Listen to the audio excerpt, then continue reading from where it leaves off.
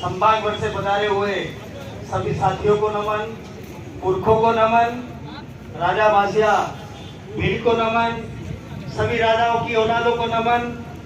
मुझे जो टॉपिक दिया गया है उस टॉपिक के बारे में ही बात करूंगा। सभी वक्ताओं ने अपनी बात रख दी है।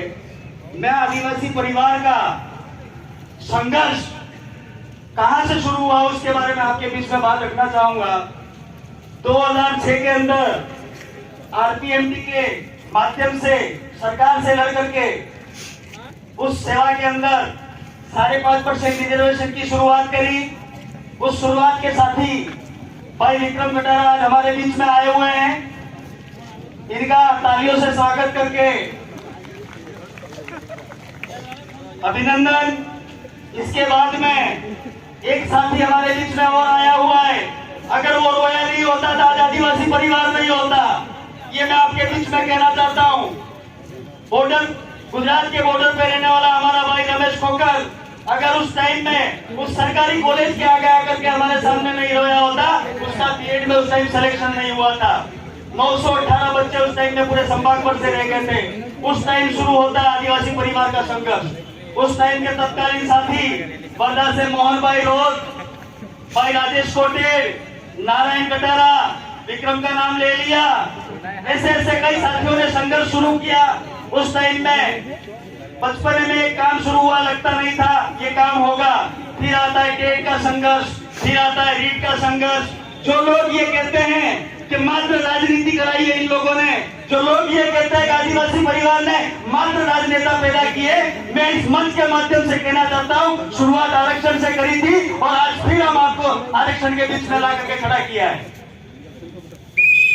रीट टेट की बात हो गई, उसके बाद में नींव रखी जाती है 45% की। जो साथी आज नहीं आए समुदाय में, जो जिंदा है वो यहाँ चल करके आए हैं, वरना लाशें तो बाजारों में बहुत घूम रही है, ये मैं कहना चाहता हूँ।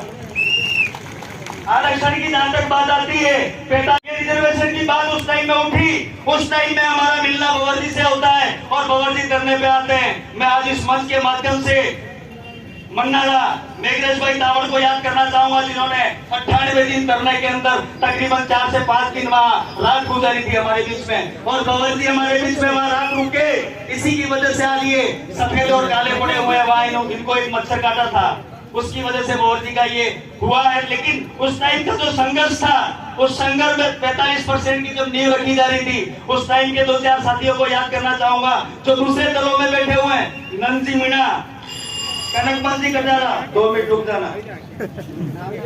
संघर्ष की कहानी सुना रहा हूं, हो सकता है 5 मिनट और ज्यादा भी हो जाए, कोई जरूरी नहीं है। नंदजी मीणा को याद करना चाहता हूं।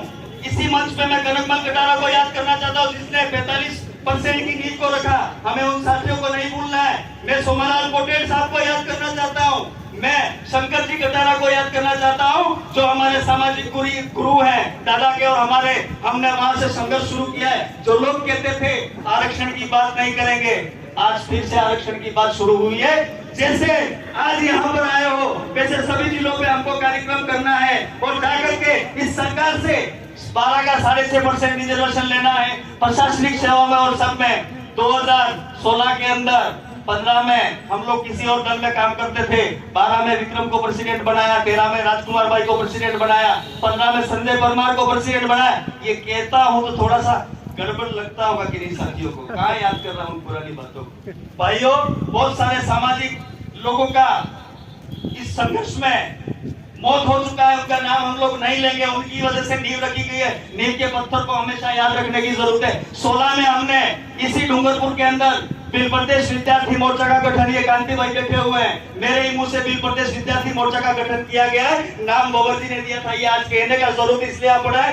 आज आरक्षण की बात कर रहे हैं, हमको हमारे आने वाली पीढ़ी के लिए, हमको बच्चों के लिए, आपके बच्चों के लिए लड़ने की जरूरत है। रिजर्वेशन को लेकर के लड़ने की जरूरत है। जल में रिजर्वेशन,